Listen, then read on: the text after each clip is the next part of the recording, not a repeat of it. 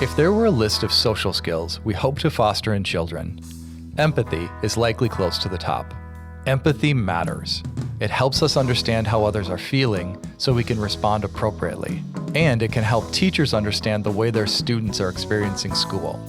Today on the podcast, we talk with Dr. Kara Imm about a practice referred to as an empathy interview. We'll discuss the ways empathy interviews can help educators understand their students' lived experience with mathematics and make productive adaptations to instructional practice. Well, welcome to the podcast, Kara. We're excited to have you join us. Thanks, Mike. Happy to be here. So I have to confess that the language of an empathy interview was new to me when I started reading about this. And I'm wondering if you could just take a moment and unpack what is an empathy interview for folks who are new to the idea. Yeah, sure. I think I came to understand empathy interviews in my work with design thinking. As a former teacher, classroom teacher, and now teacher educator, I've always thought of myself as a designer. So when I came to understand that there was this whole field around design thinking, I got very intrigued. And the central feature of design thinking is that designers who are essentially thinking about creating new products, services, interactions, ways of being for someone else have to start with empathy, because we have to get out of our own minds and our own experiences and make sure we're not making assumptions about somebody else's lived experience. So an empathy interview, as I know it now, is first and foremost a conversation. It's meant to be as natural a conversation as possible. When I do empathy interviews, I have a set of questions in mind, but I often abandon those questions and follow the child in front of me or the teacher, depending on who I'm interviewing. And the goal of an empathy interview is to elicit stories, really granular, important stories, the kind of stories that we tell ourselves that get reiterated and retold, and the kinds of stories that cumulatively make up our identities.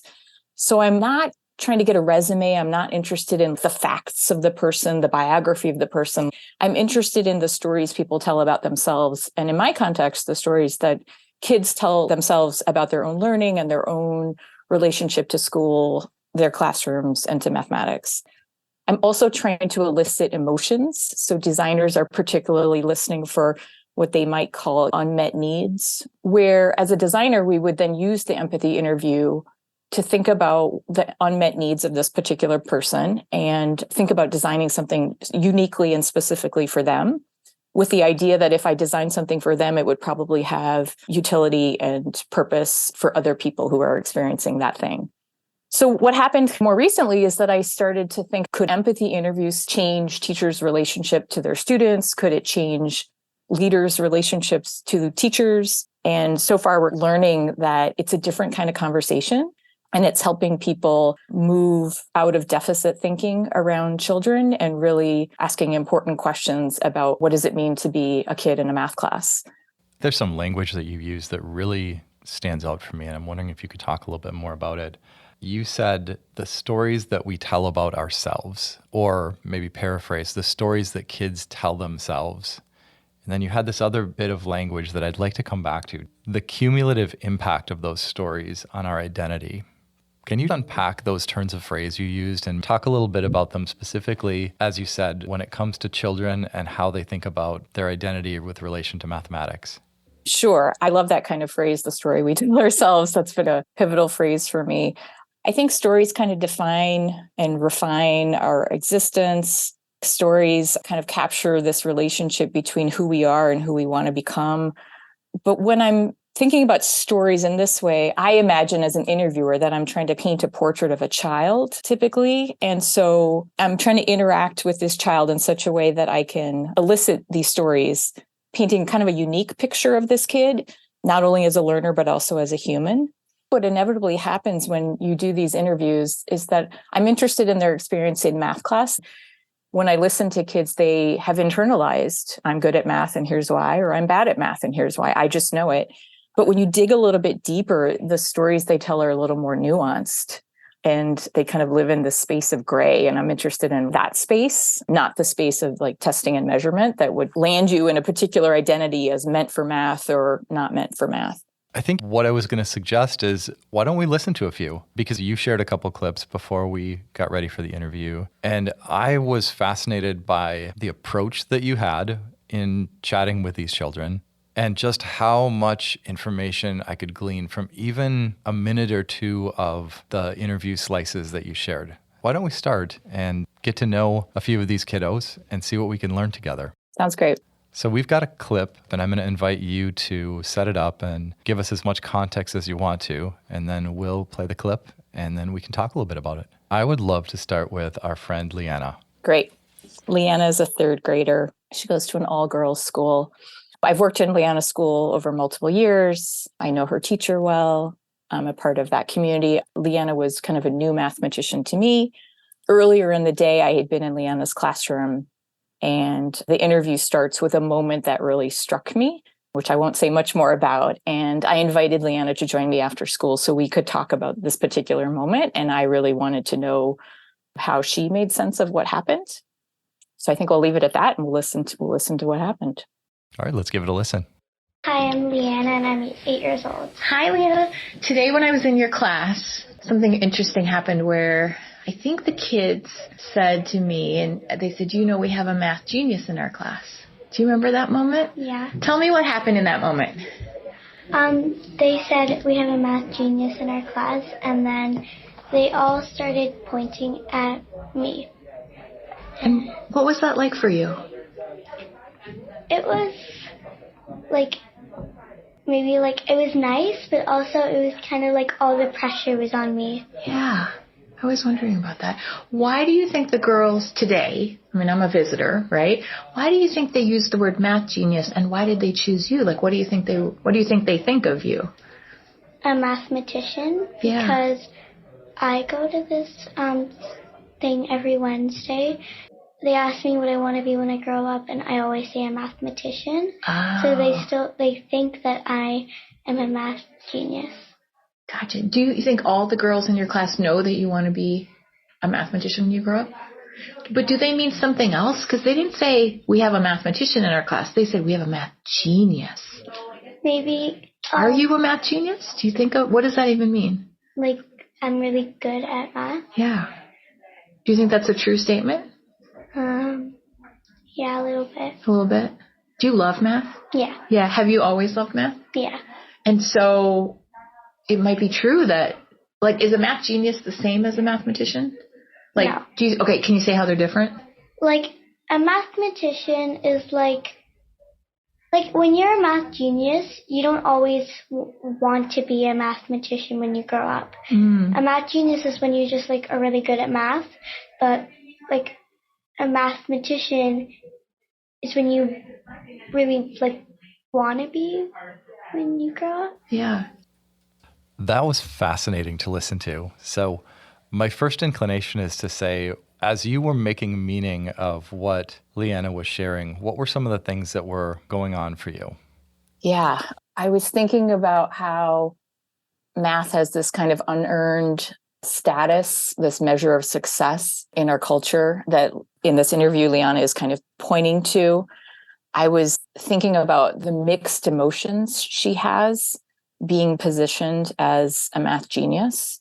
It called into mind the model minority myth, in which folks of Asian descent and Asian Americans are often positioned as stereotypically being good at math. And people say, well, this is such a lovely and respectful stereotype. Who cares if it's not true? But she later in the interview talks about the pressure of living up to this notion of math genius and what that means.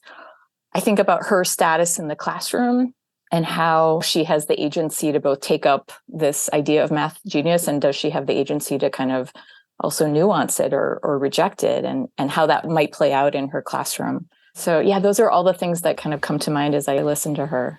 I think you're hitting on some of the themes that jumped out for me. This sense that kids who are participating in particular activities have been positioned either by their participation or by their kids' perceptions of what participation means. And I thought the most interesting part was when she said, well, it's nice, but there was a long pause there. And then she talked about this sense of pressure. What it's making me think about as a practitioner is that there are perhaps ways that as a teacher, if I'm aware of that, that might change something small, something's big about the way that I choose to engage with Leanna in the classroom, that I choose to help her navigate that space that she finds herself in. There's a lot for me there as a practitioner in that small clip that helps me really see her, understand her, and think about ways that I can support her. Yeah. And like from a design perspective, I huddled with her teacher later in the day and we talked about this interview and we thought about what would it mean to design or redesign a space where Liana could feel really proud of who she was as a mathematician, but she didn't feel the kind of pressure that this math genius moniker is affording her. And so ultimately, I want these interviews to be conducted by teachers so that, as you said, practitioners might show up differently for kids or think about what we might need to think more deeply about or design for kids like her. She's certainly not the only one. Yeah, absolutely. And I think part of what's hitting me in the face is that the term empathy interview really is taking on new meaning, even listening to this first one, because feeling the feelings that she's sharing with us, feeling what it would be like to be in those shoes. I've had kiddos in my class who have been identified or whose folks have chosen to have them participate in programming. And I have to confess that I don't know that I thought as much about what that positioning meant to them or what it meant about how kids would perceive them. I was just struck by how, in so many subtle ways, doing an interview like this might really shift the way that I showed up for a child. Yeah, I think so. Well, let's listen to another one. Okay, maybe Matthew? Should we meet Matthew? I think we should meet Matthew. Yeah. Do you want to set up Matthew and give us a sense of what we might need to know about the context? Absolutely. Matthew is a fifth grader who describes in my conversation with him several years of what he calls not good years in math. And he doesn't enjoy mathematics. He doesn't think he's good at it. He has internalized, he's really blamed himself and taken most of the responsibility for those quote unquote bad years of learning. When I meet him, he's a fifth grader and he has written a mathography at the invitation of his classroom teacher. This is a practice that's part of this school. And in his mathography as a fifth grader, he uses the word evolving. And he tells the story of how he's evolving as a mathematician. That alone is pretty profound and beautiful, that he has the kind of insight to describe this kind of journey with mathematics. And he really just describes a fourth grade teacher who fundamentally changed his relationship to mathematics, his sense of himself, and how he thinks about learning. Let's give it a listen. Maybe we'll end, Matthew, with like, if people were thinking about you as, and maybe there's other Matthews in their class, right? What kinds of things would have helped you back in kindergarten, first and second grade to like, you know, just feel like math was for you, that it took you until fourth grade, right? Until you really had any positive emotions about math. I'm wondering, what could we have done for younger Matthew? Probably, I think I should have paid a lot more attention. But what if it wasn't about you? What if it's the room and the materials and the teacher and the class? I think it was mostly just me. Except for some years, it was really, really confusing. Okay. And when you didn't really want, like in third grade or second grade, you didn't want to be the kid that's always like, hey, can you help me with this or something? So, like, that would be embarrassing for some people. Okay. You just made air quotes, right, when you did embarrassing. Was it embarrassing to ask for help? It wasn't embarrassing to ask for help, and now I know that. But I would always not ask for help, and I think that's a big reason why I wasn't that good at math. Got it. So you knew in some of these math lessons that it was not making sense. It made no sense. It made no sense. And then I was like in my head, I think I should ask, but I also don't want to embarrass myself. But also, it's really not that embarrassing. Okay. Well, you didn't know that at the time. At the time, it was like, ooh, we don't ask for help. Yeah. Okay. And did that include asking another kid for help? You didn't ask anybody for help? Only, like, one of my friends that I knew for a really long time. He helped me, so that I kind of got past the first stage. But then, if he was absent on those days or something, then I'd kind of just be sitting at my desk with a blank sheet. Wow. So it sounds like you didn't even know how to get started.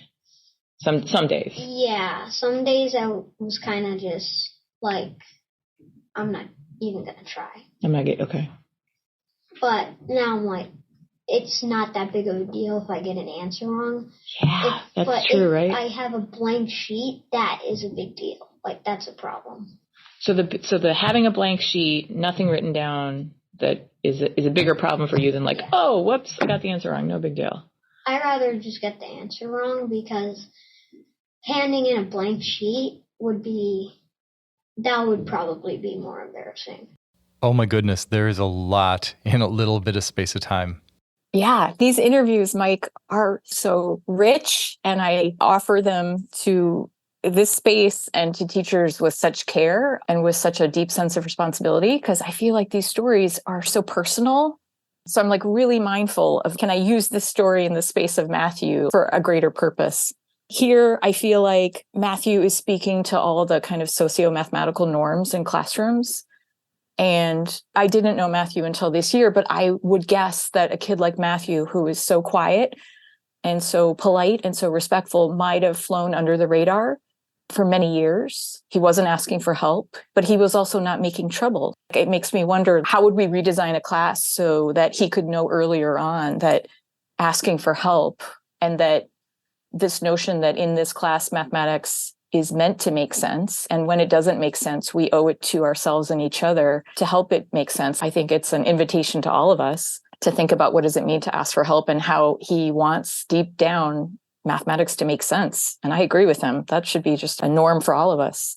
I go back to the language that you used at the beginning, particularly listening to Matthew talk, the stories that we tell ourselves, the story that he had told himself about what it meant to ask for help, or what that meant about him as a person or as a mathematician.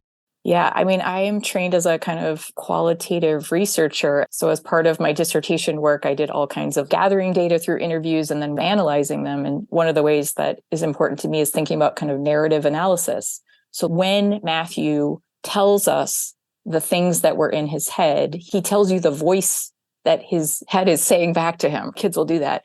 Similarly, later in the interview, I said, what would you say to those kids who might find it? And what I was interested in is getting him to articulate in his own voice what he might say to those children. So when I think about stories, I think about, when do we speak in a first person? When do we describe the voices that are in our heads? When do we quote our teachers and our mothers and our cousins, and like how that's a powerful form of storytelling, those voices. Well, I want to listen to one more, and I'm particularly excited about this one. This is Nia. I want to listen to Nia and have you set her up. And then I think what I want to do after this is talk about impact and how these empathy interviews have the potential to shift practice for educators, or even school systems for that matter. So let's talk about Nia, and then let's talk about that. You got it. Nia is in this really giant classroom of almost 40 kids, fifth graders, and it's co-taught. It's purposely designed as this really collaborative space. And she uses the word collaboration, but she also describes how that's a really noisy environment. On occasion, there's a teacher who she describes pulling her into a quieter space so that she can concentrate. And so I think that's an important backstory for her, just in terms of her as a learner. I ask her a lot of questions about how she thinks about herself as a mathematician. And I think that's the clip we're going to listen to. All right, let's listen in. No, I haven't heard it. Okay. Okay. I wonder what people mean by that. I'm not a math person. Like, I'm guessing I don't do math for fun. I don't do math for... Do you do math for fun? Yes. You do? Like what? What's your for fun math? Me and my grandma, when we were in the car, we were riding in the car, we have this pink notebook, and we get a pen or a pencil, and she writes down equations for me in the back seat, and I do them, and she times me, and we see how many questions I could get right in like 50 seconds. Oh my gosh. What's an example of a question your grandma would give you? Like, they were just practice questions, like 3 times 5, 5 times 8. Well, I don't really do fives because I already know them. So we only played a real tiny snippet of Nia, but I think one of the things that's really sticking out is just how dense these interviews are with information about how kids think or the stories that they've told themselves. What strikes you about what we heard, or what struck you as you were having this conversation with Nia at that particular point in time? For me, these interviews are about both storytelling and about identity building. And there's that dangerous thinking about, two types of people, math people and non-math people. I encounter adults and children who have heard of that phrase. And so I sometimes offer it in the interview to find out what sense do kids make of that. Kids have told me that doesn't make sense. And other kids have said, no, my mom says that. My mom says she's not a math person. So here I'm playing into it to see what she says. And I love her interpretation that a math person is someone who does math for fun. And truthfully, Mike, I don't know a lot of kids who describe doing math for fun. And so what I loved about that she described a math person's probably a person who, enjoys it, gets some joy or pleasure from doing mathematics. But then the granularity of the story she offers, which is this specific pink notebook that she and her grandmother are passing back and forth in the backseat of the car, tell you about mathematics as a thing that she shares, a way of relating to her grandmother. It's been ritualized. And really all they're doing, if you listen to it, is her grandmother's kind of quizzing her on multiplication facts. But it's such a different relationship to multiplication facts because she's in relationship to her grandmother. They have this beautiful ongoing ritual. And quite honestly, she's using it as an example to tell us that's the fun part for her. So she just reminds us that mathematics is this human endeavor. And for her, this one ritual is a way in which she relates and connects to her grandmother, which is pretty cool.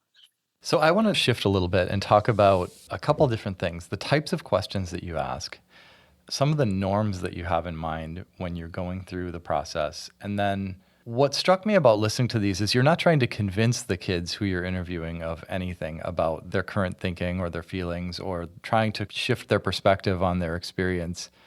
And I'm just wondering if you can think about how you would describe the role you're playing when you're conducting the interview, because it seems that that's pretty important.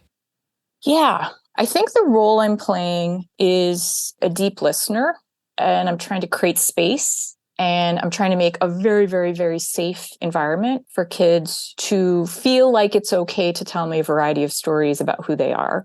That's my role. I am not their classroom teacher in these interviews. And so these interviews probably look and sound differently when the relationship between the interviewer and the interviewee is about teachers and students and or has a different kind of power differential. I get to be this frequent visitor to their classroom. And so I just get to listen deeply. The tone that I want to convey, the tone that I want kind of teachers to take up is just this fascination with who they are and a deep curiosity about their experience.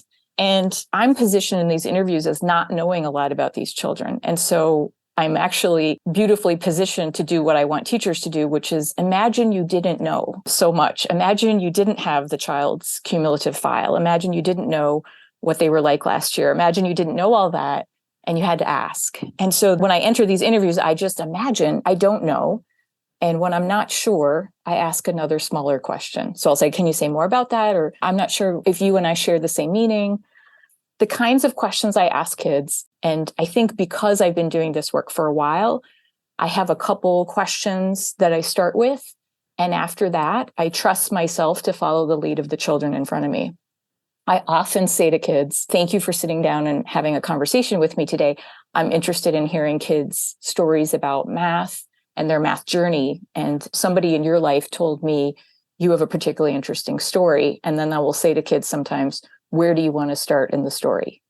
And I'll try to give kids agency to say, oh, well, we have to go back to kindergarten, or I guess we should start now in high school, or kids will direct me where they think are the salient moments in their own mathematical journey. And when they're sharing that story, what are the types of questions that you might ask along the way to try to get to clarity or to understanding? Great question. I'm trying to elicit deep emotion. I'm trying to have kids explain why they're telling me particular stories, like what was significant about that.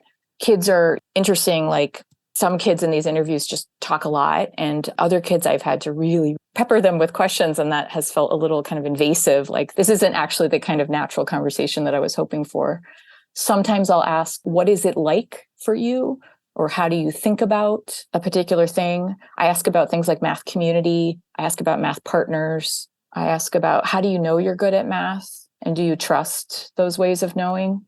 I kind of create spaces where we could have alternative narratives. Although you're absolutely right that I'm not trying to lead children to a particular point of view. I'm kind of interested in how they make sense.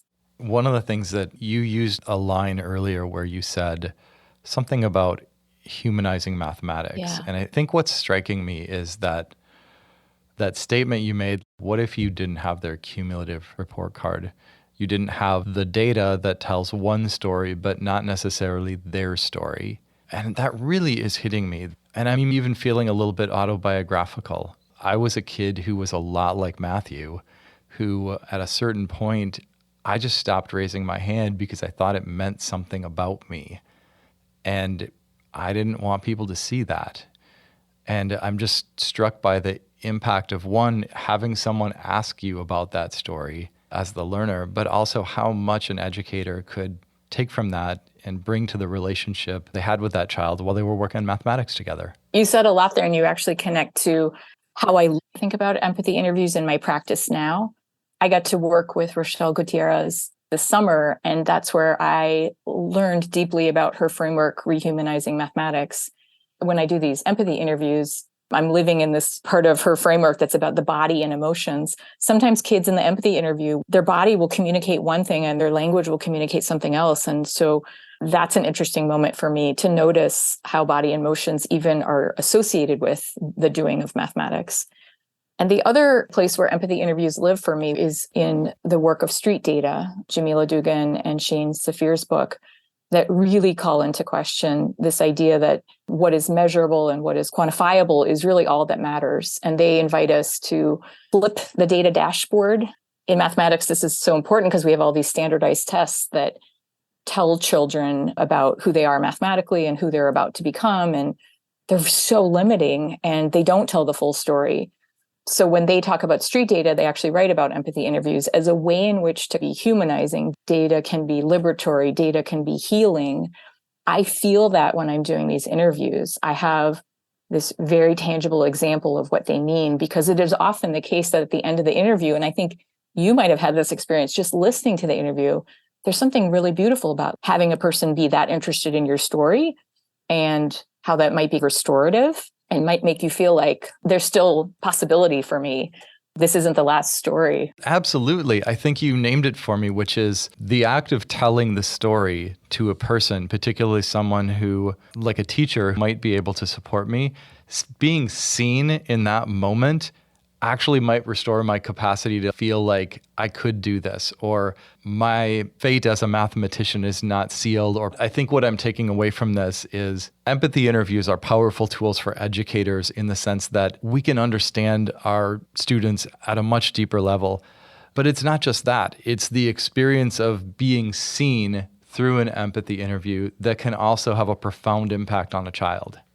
Yes, absolutely. I'm part of a collaboration out of University of California, where we have thought about the intersection of disability and mathematics and really thinking about how using the tools of design thinking, particularly the empathy interview, can be really transformative.